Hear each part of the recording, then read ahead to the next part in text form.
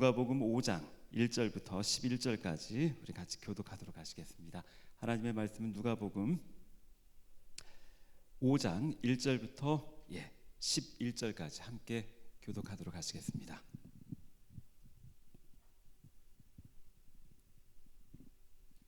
오늘 우리 처음 오신 분들 시간 되시면은 끝나서 잠깐 뵙고 가요. 얼굴도 좀 뵙고 그냥 가시면 정말 신천지인 줄 저희 알 거예요. 그래서 간단하게 다과라든지 다과가 없죠. 차, 커피, 커피 잠깐 하고 가시고요. 진짜 그냥 가시면 진짜 신천지 취급 받아요. 꼭 뵙고 가셔야 돼요.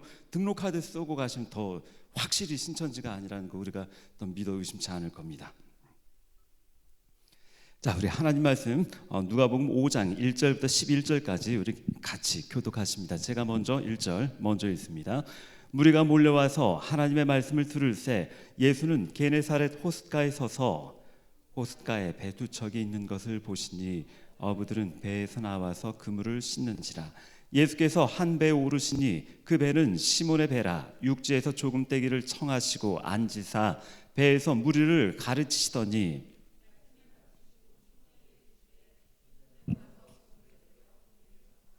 우리 6절부터 잠깐만요. 우리 6절부터 아닙니다. 자, 거기까지 하시고요. 우리 창세기 42장 6절부터 10절까지 다시 한번 찾아보도록 하시겠습니다. 하나님의 말씀 창세기 42장 6절부터 10절 같이 함께 교독하도록 하시겠습니다. 제가 6절 먼저 읽습니다. 때에 요셉이 나라의 총리로서 그 땅 모든 백성에게 곡식을 팔더니 요셉의 형들이 와서 그 앞에서 땅에 엎드려 절하매 형들인 줄 아나 모르는 체하고 엄한 소리로 그들에게 말하여 이르되 너희가 어디서 왔느냐. 그들이 이르되 곡식을 사려고 가나안에서 왔나이다. 요셉은 그의 형들을 알아보았으나 그들은 요셉을 알아보지 못하더라. 요셉이 그들에게 대하여 꾼 꿈을 생각하고 이르되 너희는 정탐꾼이라 이 나라의 틈을 엿보려고 왔느니라. 10절 함께 읽습니다. 그들이 내 주여 아니니이다. 당신의 종들은 곡물을 사러 왔나이다. 아멘. 여러분들 오늘은 좀 짧게 임팩트 있게 설교를 하려고 원고를 써왔습니다. 좀 짧게 하려고 미리 준비한 건데요. 근데 제가 원래 원고 설교를 거의 안 하거든요. 근데 오늘은 혹시나 또 말 실수할까봐 그래도 우리 형제 자매들이 걱정하는 그게 뭔 줄 알아요. 굉장히 위험한 설교거든요. 오늘은요. 그래서 여러분들 그래서 실수하지 않도록 원고를 써와서 여러분 이해 부탁드리겠습니다. 초등학교 1학년 때 이런 기억이 있습니다. 저희 담임 선생님께서는 모든 친구들에게 돌아가면서 이렇게 말씀을 하셨습니다. 너는 꿈이 뭐니? 한 친구가 말합니다. 네, 선생님, 저는 의사가 될 거예요. 애들이 깔깔깔 웃습니다. 왜 웃었냐면 공부도 안 하면서 네가 의사가 되겠다고 에이 웃기고 있네. 그런 의미였습니다. 또 다른 친구들에게 질문합니다. 너는 꿈이 뭐니? 또 다른 친구가 말합니다. 네, 선생님, 저는 변호사가 될 거예요. 애들이 또다시 깔깔깔 웃습니다. 네가 변호사가 되겠다고 숙제도 제대로 안 해오면서 네가 무슨 변호사 웃기고 있네. 그때 당시 대부분의 친구들은 의사, 판사, 검사, 변호사 이런 직군들을 선호했습니다. 지금은 그 친구들이 어떻게 지내는지 잘 모르겠습니다. 담임 선생님께서는 계속 질문합니다.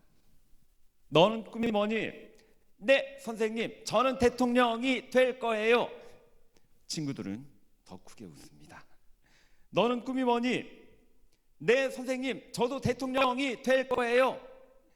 또 다른 친구에게 선생님이 묻습니다. 너는 꿈이 뭐니? 네, 선생님, 저야말로 대통령이 될 거예요. 한 반에만 3명의 친구가 대통령이 되겠다고 했었습니다. 참으로 중요한 것이 있습니다. 저는 지금까지 대선에서 그 친구들의 얼굴을 본 적이 없습니다. 그리고 고민입니다. 앞으로의 주어지는 대선에서 그 친구들을 언젠가는 볼 수 있게 될지 정말 의문입니다. 솔직히 고백합니다. 그때 저의 친구들의 꿈들은 대부분 일종의 경쟁 심리의 발로였습니다. 네가 그런 사람이 될 거라고, 내가 너보다 더 잘난 사람이 될 거야. 그들은 그런 마음에 내가 너보다 더 좋은 꿈을 이룰 거야 하는 그런 모습들이었습니다. 그들의 고백들은 꿈과 비전이 아니라 이생의 자랑과도 같았습니다. 이생의 자랑. 하나님의 말씀이 떠오릅니다. 요한일서 2장 16절, 우리 함께 합독하십니다. 이는 세상에 있는 모든 것이 육신의 정욕과 안목의 정욕과 이생의 자랑이니. 우리가 꿈을 가졌다고 하지만 만약 그러한 것들이 나 자신을 위한 것이라면 그것은 분명히 욕심입니다. 야고보서 1장 15절 함께 읽습니다. 욕심이 잉태한즉 죄를 낳고 죄가 장성한즉 사망을 낳느니라. 어느덧 시간이 지나고요. 제가 고등학교 선생이 됐습니다. 고등학교 교목이로 재직하고 있는데요. 이제는 제가 학교에서 학생들에게 질문을 합니다. 너는 꿈이 뭐니? 참으로 놀라운 사실은 과반수 이상의 학생들이 이렇게 대답을 합니다. 저도 잘 모르겠어요. 초등학교 때 제 친구들은요, 모르겠어요. 그런 말로 없습니다. 지가 하고 싶은 거 다 말합니다. 하지만 이제 애들이 머리가 컸는지 조금은 살아봐서 그런지 나도 잘 모르겠어요. 그렇게 말하는 친구들이 참 많습니다.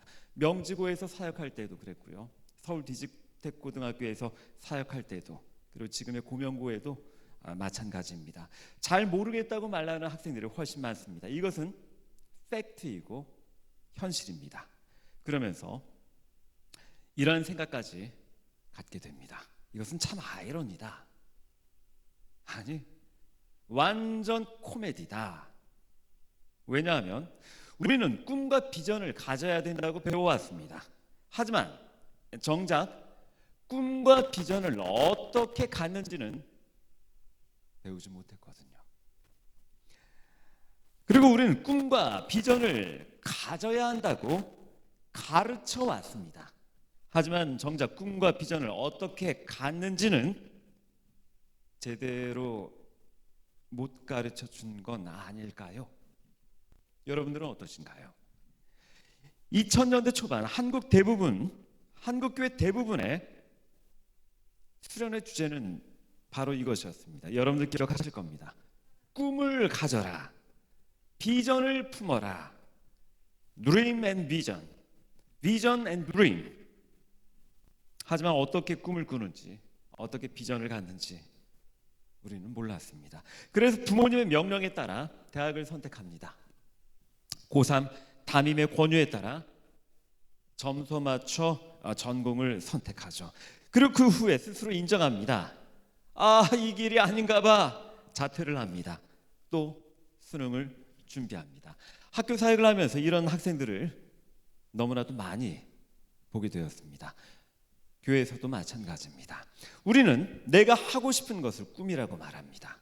내가 되고 싶은 것을 비전이라고 말합니다. 그리고 내가 갖고 싶은 것을 갖게 되었을 때 응답받았다, 그렇게 말을 합니다.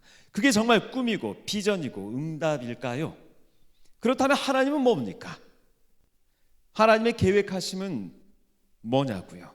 여러분 잘 들으셔야 됩니다. 하나님 없는 꿈과 비전은 야망과 욕망이 될 수 있습니다. 그것은 곧 육신의 정욕과 안목의 정욕과 이생의 자랑일 수가 있습니다. 혹시 이렇게 생각하시는 성도님이 계시지 않을까 싶습니다. 아니 뭐야?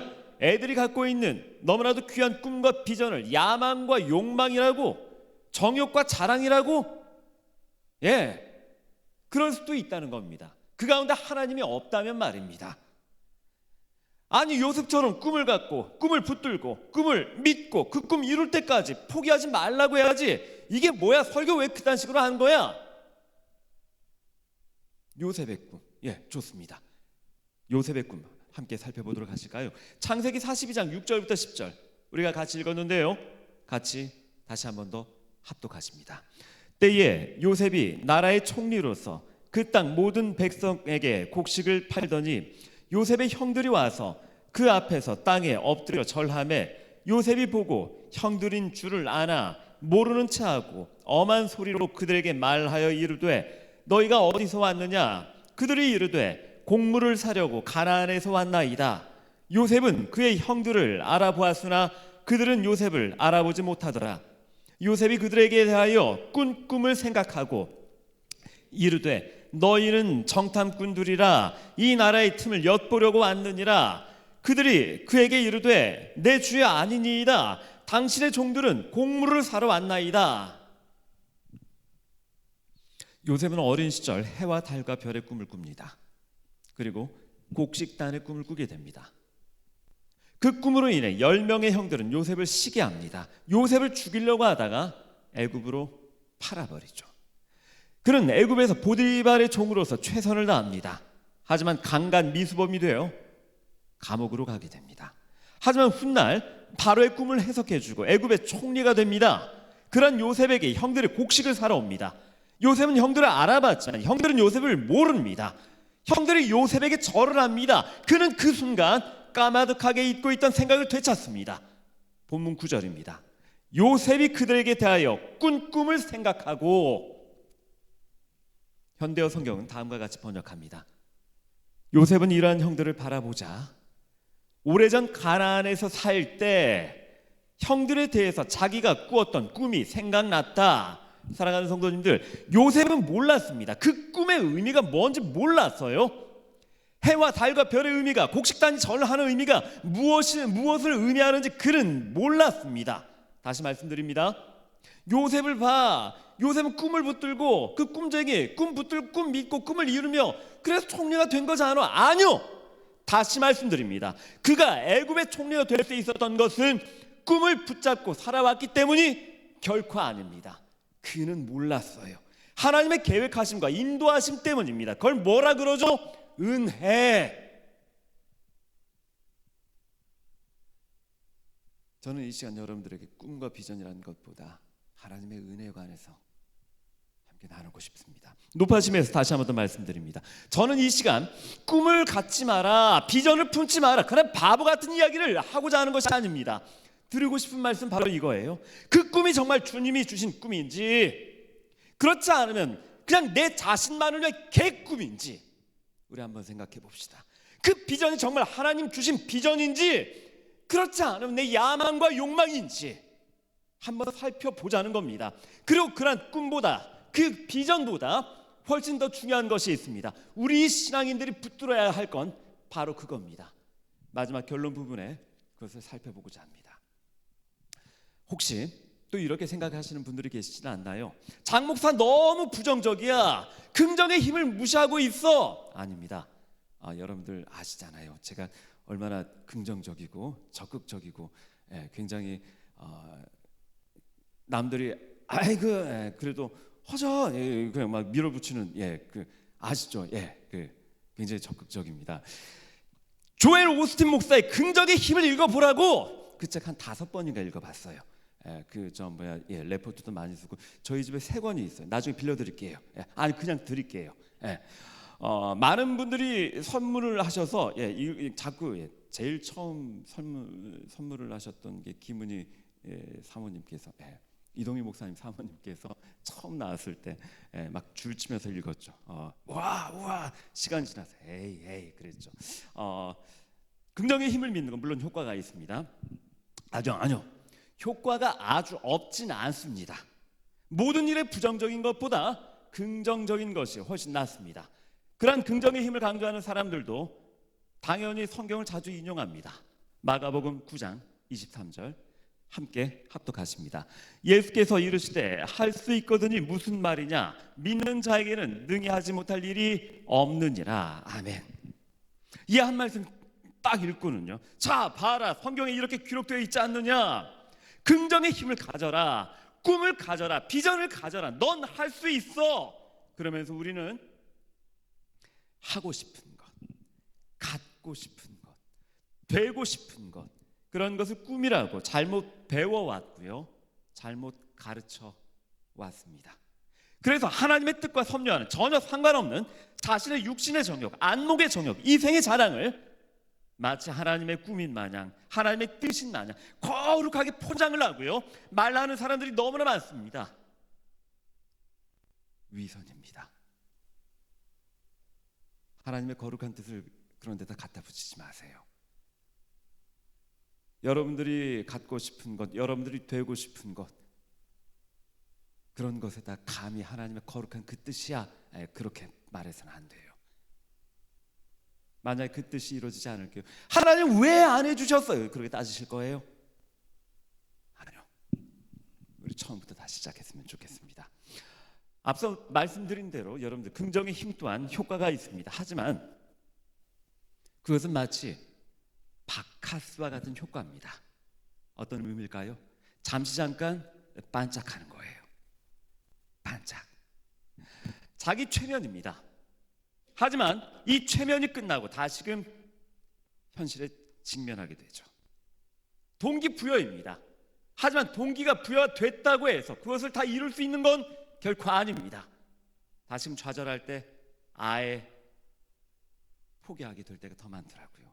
바로 그런 때에는 오히려 더 크게 절망합니다. 그렇게 조울증에 시달리는 사람들을 참 많이 보았더랬습니다. 성경의 근거에 여러분들에게 말씀드립니다. 우리 신앙인들은 긍정의 힘으로 사는 사람들이 아닙니다. 우리 신앙인들은 바로 이것으로 사는 사람들이죠. 다 아시잖아요. 그게 뭐죠? 성령의 힘. 아멘. 여러분들, 긍정의 힘이 아닙니다. 성령의 힘입니다. 나의 능력이 아닙니다. 하나님의 능력입니다. 하지만 주님의 뜻대로 살고자 하는 현대를 살아가는 그리스도인들에게 진짜 문제는 바로 이겁니다. 하나님의 능력이 아니라, 성령의 능력이 아니라 나의 능력으로 할 수 있어, 그렇게 착각하는 겁니다. 그리고 그런 착각보다 더더욱 위험한 문제는, 코로나19보다 더 위험한 문제는 바로 이겁니다. 내 힘을 마냥, 성령의 힘인 마냥, 나의 뜻을 마치 하나님의 뜻인 마냥 그렇게 착각하고, 아니요, 알면서도 그렇게 자꾸 믿으려고 스스로 애쓰는 그런 모습들, 이것이 우리 신앙인들에게 사단이 가장 잘 쓰는 방법이고 자주 쓰는 방법이고 우리들에겐 가장 위험한 유혹입니다. 성경에서 가장 대표적인 인물이 바로 모세입니다. 여러분들이 익히 잘 아시기 때문에 간략히 살펴봅니다. 그는 애굽의 왕자였습니다. 그에게는 모든 것이 있었습니다. 하지만 그는 모든 것을 잃습니다. 이런 것을 전문용어로 뭐라 할까요? 내려놓음. 그가 모든 것을 내려놓았을 때 하나님이 사용하십니다. 빌립보서 4장 13절에서 사도 바울은 설명합니다. 내게 능력 주시는 자 안에서 내가 모든 것을 할 수 있느니라. 내가 모든 것을 할 수 있느니라. 이것보다 더 중요한 것은 내게 능력 주시는 자 안에서, 바로 이겁니다. 여러분들의 꿈이, 여러분들의 비전이 여러분들에게 능력을 주시는 하나님과 아무런 상관없습니까? 그거 개꿈입니다. 내려놓으셔야만 합니다. 그래도 이 시간 장 목사가 너무나 지나치게 긍정의 힘을 무시한다고 생각하시는 분들이 계신가요? 그렇다면 우리 조금만 더 성경적으로, 신학적으로 한번 살펴봅시다. 장로교 교리 중에 가장 중요한 엑기스를 칼빈주의 5대 강령이라고 합니다. 전적 타락, 무조건적 선택, 제한 속죄, 불가항력적인 은혜, 성도의 견인. 영어로 가장 앞 글자 이니셜을 따서 여러분들 들어보셨을 겁니다. 튤립이라고도 합니다. 그 중에 첫 번째가 뭘까요? 가장 중요한 교리입니다. Total depravity, 전적 타락, 전적 부패. 여러분들 잘 들으셔야 됩니다. 이건 믿지 않으면 우리 장로교에서 우리 이단 됩니다. 예, 진짜 이단이에요. 이 뜻이 뭘까요? 우린 완전한 죄인이란 얘기입니다. 우리의 신앙은 바로 여기서부터 시작이 됩니다. 베드로 또한 주님을 따를 때 여기서부터 시작합니다. 자신을 죄인으로 인정하며 시작합니다. 오늘 본문의 7절과 8절 함께 합독하십니다. 이에 다른 배에 있는 동무들에게 손짓하여 와서 도와달라 하니 그들이 와서 두 배 채움에 잠기게 되었더라. 시몬 베드로가 이를 보고 예수의 무릎 아래에 엎드려 이르되 주여 나를 떠나소서 나는 죄인이로소이다. 그런 주님의 능력을 체험했습니다. 그리고 뭐라고 고백했을까요? 아싸 주님 완전 멋져 완전 멋져 우리 베프예요. 저 고기 꽤 잘 잡거든요. 물론 주님만큼은 아니지만 근데 그 주님하고 같이 동업하면 우리 대박 날 거예요. 주님 우리 베프예요. 알았죠? 예. 아니요. 그럼 그렇게 말하지 않습니다. 고백합니다. 나를 떠나소서 나는 죄인입니다. 토탈 디프레버티, 전적 타락, 전적 부패, 그리고 전적 무능력. 우린 여기서부터 시작을 해야 됩니다. 하지만 저도 교회에서 잘못 배웠어요. 이렇게 기도를 했거든요. 죄로 인해 죽어가던 우리를 건지시고 죽어가던 우린 죄로 인해 죽어갈 때 아직 죽지 않았고요. 죽어갈 때 우리 주님이 우리를 죽지 않게 건져내 주셨죠. 그게 아니요. 엄청난 차이입니다. 에베소서 2장 1절입니다. 함께 합독하십니다. 그는 허물과 죄로 죽었던 너희를 살리셨도다. 우리들은 죽어가던 존재가 아니라 이미 죽은 존재였습니다. 죽기 직전에 아직은 살아있는 존재가 아니라 우린 죽은 존재입니다. 우린 죽었기 때문에 살려줘 이 말 못합니다. 내가 믿어서 뭘 믿어요? 이미 죽은 존재인데요. 내가 영접해서 내가 회개, 우린 죽은 존재예요. 살려달라고 말도 못하는. 근데 그분이 살리셨습니다. 이런 걸 뭐라 그러죠? 은혜. 그럼 우리들에게 긍정의 힘이 남아있다고요. 사도 바울은 계속해서 로마서 7장 18절 19절에서 다음과 같이 설명합니다. 함께 합독하십니다. 내 속 곧 내 육신에 선한 것이 거하지 아니하는 줄을 아노니 원함은 내게 있으나 선을 행하는 것은 없노라. 내가 원하는 바 선은 행하지 아니하고 도리어 원하지 아니하는 바 악을 행하는 도다. 우리에겐 선을 행할 능력이 없습니다. 그러나 우리들에게 긍정의 힘과 의지가 남아있다고요. 우리에게는 선을 행할 단 1%의 능력도 없습니다. 그래서 그는 계속해서 7장 24절에 고백합니다. 근데요, 우리가 그동안 사도행전 살펴봤잖아요. 38번에 걸쳐서 살펴보았던 사도 바울의 고백과는 너무나 다릅니다. 그는 고백합니다.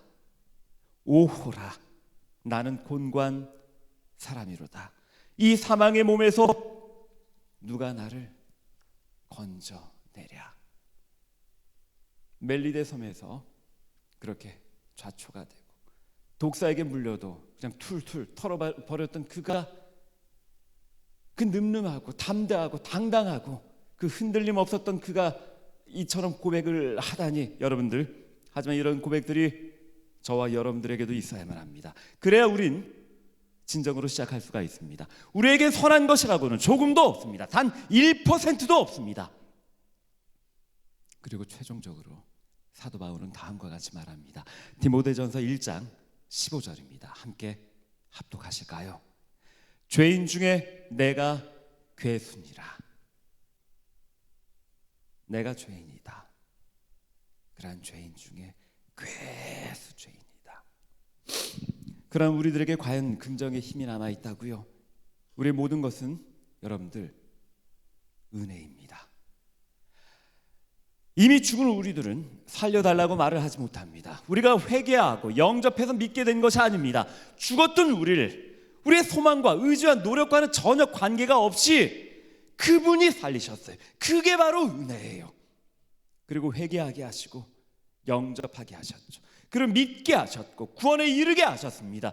이걸 뭐라 그러죠? 은혜. 바로 은혜입니다. 나의 노력이 아닌, 긍정의 힘이 아닌 은혜. 사랑하는 성도님들, 다시 한 번 더 말씀드립니다. 저는 이 시간 꿈을 갖지 마라, 비전을 품지 마라, 그런 바보 같은 이야기를 하는 것이 아닙니다. 드리고 싶은 말씀은 바로 이겁니다. 우리가 갖고 있는 그 꿈이 정말 하나님 주신 꿈인지, 그렇지 않으면 나 자신만을 위한 개꿈인지, 그 비전이 하나님 주신 비전인지, 그렇지 않으면 내 야망과 욕망인지 다시 한 번 더 살펴봤으면 좋겠습니다. 우린 그러한 스스로 비전을 갖고 꿈을 꿀 만한 긍정의 힘, 선한 능력, 우리는 없습니다. 우린 달이에요. 다른 빛이 없어요. 밤하늘에 빛이 나잖아요. 예. 태양빛을 받아서 반사하는 거예요. 달이 빛나면, 달이 불타는 행성이라면 암스트롱이 달나라에 갔을 때 불타 죽어야죠. 그런 달나라에 도착합니다. 다른 빛이 없어요. 어떻게 빛나죠? 태양 때문이에요. 우리 안에 무언가 선한 게 그거 우리 거 아니에요. 주님께서 허락하신 은혜예요. 그 받은 은혜로 비추고 전하는 거예요. 그래서 내 안에 선한 것은 조금도 없습니다. 주님 없이 꿈과 비전, 그거 개꿈입니다. 그 비전 아니에요. Total depravity, total depravity, 전적 타락, 전적 부패, 전적 무능력, total inability. 하지만 우리가 어떻게 이런 무능한 우리가 구원을 받고 이 자리에 앉아 있는 걸까요? 칼빈주의 5대 강령 중에 네 번째입니다. 불가항력적인 은혜라 그러죠. Irresistible grace, 불가항력적. 하나님께서 100% 일방적으로 우리에게 허락하시는, 결코 우리가 저항할 수 없는 불가항력적 은혜. 그러하기 때문에 우린 비본질적인 꿈과 비전보다 하나님이 주시는 본질을 붙들어야만 합니다. 우리 신앙인들이 붙들 것은 바로 그겁니다. 그게 과연 뭘까요? 마지막으로 누가복음 5장 10절부터 11절까지 그것을 함께 말씀을 통해 살펴보도록 하시겠습니다. 10절과 11절 함께 합독하십니다. 세베대의 아들로서 시몬의 동업자인 야고보와 요한도 놀랐음이라.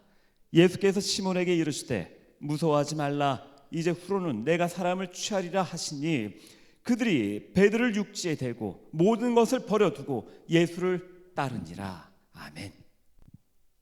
11절 말씀에 모든 것을 버려두고, 이때 예수님께 부름받는 제자들은요, 베드로와 안드레, 야고보와 요한, 이 네 명은요 예수님을 만나 내려놓습니다. 아니, 모든 것을 버려버립니다. 갈릴리 호숫가에 어부로서 가졌던 고기 잡는 꿈, 예수님과, 아니 하나님과 아무런 관계가 없었던 그 꿈과 비전, 그 배도 그물도 버려버립니다. 하지만 그들은 10절에서 새롭게 붙잡습니다. 무서워하지 말라, 이제 후로는 내가 사람을 취하리라.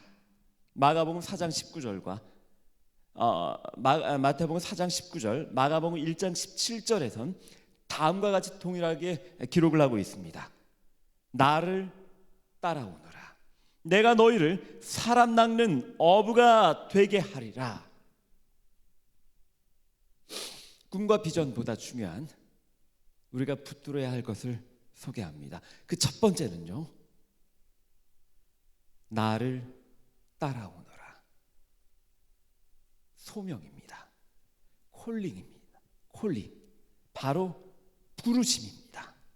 이에 관하여 사도 바울은 빌립보서 3장 14절에서 다음과 같이 고백합니다. 표대를 향하여 그리스도 예수 안에서 하나님이 위에서 부르신 부름의 상을 위하여 달려가노라. 하나님이 위에서 부르신 부름의 상을 향하여 우리가 붙들어야 할 것은 꿈이 아니라 소명입니다.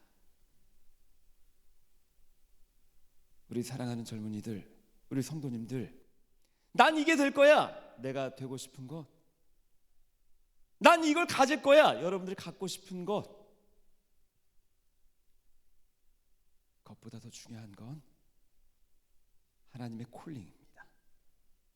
그런 콜링이 여러분들에게 있습니다. 그걸 발견하셔야 돼요.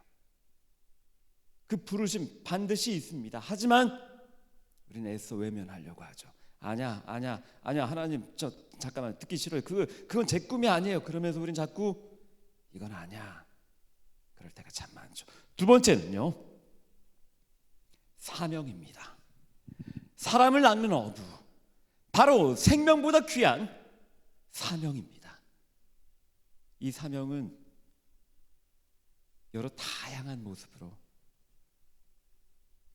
똑같은 모습이 아니라 다양한 모습으로 여러분들에게 주어지죠.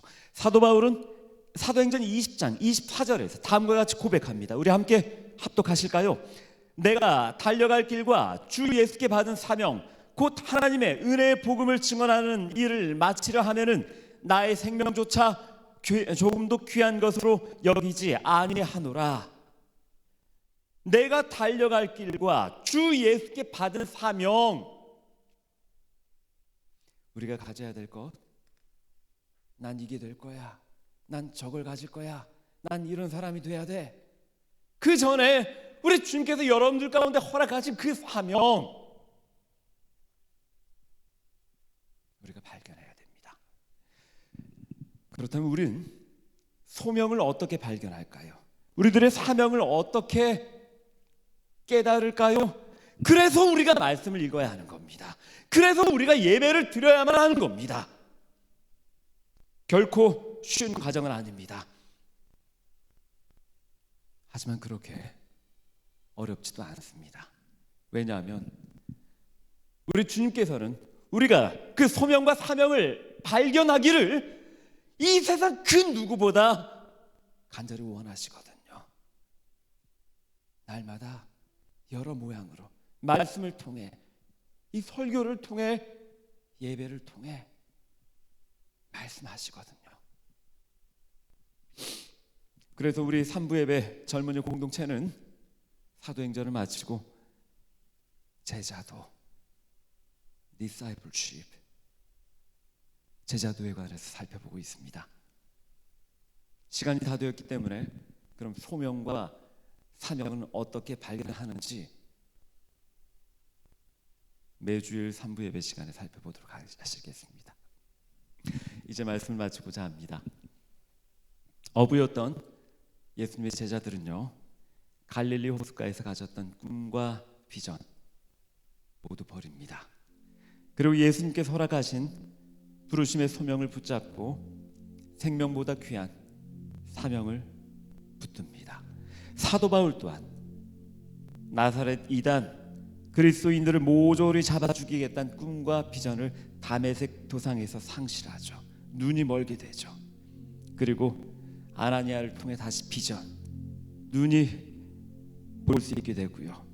하나님이 위에서 부르신 그 부르심의 소명과 생명보다 귀한 주 예수께 받은 사명, 그 사명을 붙듭니다. 사랑하는 성도님들, 이 시간 질문합니다. 여러분들의 소명과 사명은 무엇입니까? 행여나 제가 이 시간 여러분들에게 여러분들의 꿈과 비전을 함부로 말했다면 용서하십시오. 꿈과 비전이 필요 없어, 그런 말 전혀 아닙니다. 그런 말 아니에요. 2020년 두 번째 달 마지막 주를 보내면서 우리의 꿈과 비전이 잘못된 건 아닌지 같이 점검해 보길 원합니다.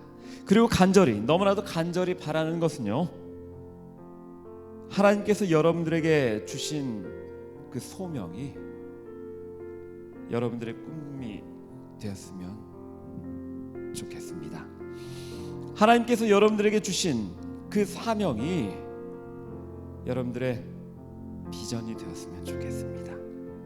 그래서 여러분들의 삶이 여러분들만의 야망과 욕망, 그걸 이루기 위한 삶이 아니라, 여러분들의 객꿈만을 쫓아가는 그런 삶이 아니라, 하나님의 마음이 있는 곳에 여러분들의 마음도 있고, 하나님의 뜻이 있는 곳에 여러분들의 뜻이 있는, 그렇게 주님의 창세전부터 계획하신, 주님의 계획하신 일치하는 삶을, 순종하는 삶을 사시길 소원합니다. 그렇게 간절히 바라는 것은 우리 인생 한 번밖에 없지 않습니까? 아멘. 그렇게 우리의 삶이 하나님을 기쁘게 하고, 아니요, 이 표현 너무 좋아요. 하나님의 마음을 시원케 해드리는 그런 삶을 사시는 저와 여러분들이 되길 주님의 이름으로 간절히 축원합니다. 이 세상을 살아가는 동안에 나의 힘을 의지할 수 없으니, 기도하고 낙심하지 말 것은 주께서 참 소망이 되심이라. 하나님의 꿈이 나의 비전이 되고, 예수님의 성품이 나의 인격이 되고, 성령님의 권능이 나의 능력이 되길 원하고 바라고 기도합니다. 안 되겠다, 우리 찬양팀 다 나와줘요. 다 나와서 같이 부릅시다. 이 세상을 살아가는 동안에 나의 힘을 의지할 수 없으니, 기도하고 낙심하지 말 것은 주께서 참 소망이. 고백하실까요? 하나님의 꿈이, 하나님의 꿈이, 그렇습니다. 하나님의 꿈이 나의 꿈이 되길 원합니다. 예수님의 성품이 나의 인격이 되길 원합니다. 성령님의 권능이 나의 능력이 되길 소원합니다. 그렇게 되길 하나님 원하고 바라고 간절히 기도합니다. 다시 한번 고백하실까요? 주의 길을 걸어가는 동안에, 주의 길을 걸어가는 동안에 세상의 것 의지할 수 없으니, 감사하고 낙심하지 말 것은 주께서 참 기쁨이. 이 시간 믿음으로 고백하십니다. 하나님의 그 꿈이, 하나님의 꿈이 나의 비전이 되고, 예수님의 성품이 나의 인격이 되고, 성령님의 권능이 나의 능력이 되길 원하고 바라고. 다시 한 번 더 믿음으로 고백하시겠습니다.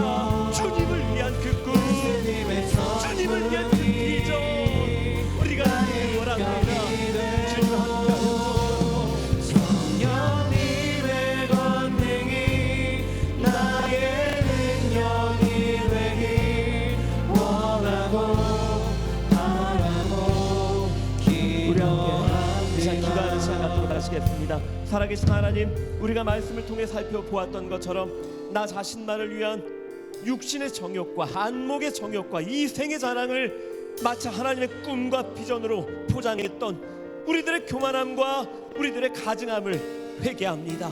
하나님 용서하여 주옵소서. 이제는 찬양으로 고백했던 것처럼 하나님의 꿈이 나의 비전이 되길 원합니다.